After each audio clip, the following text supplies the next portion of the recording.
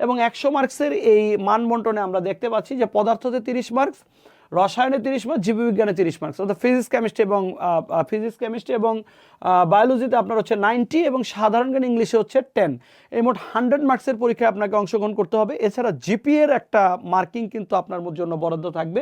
এসএসসিতে প্রাপ্ত যে জিপিএ আপনার, সেটাকে মূলত 8 দ্বারা গুণ করা হবে এসএসসি, এবং এইচএসসিতে প্রাপ্ত জিপিএকে 12 দ্বারা গুণ করার পরে তারপরে আপনার প্রাপ্ত মার্কসের সাথে যোগ করা হবে।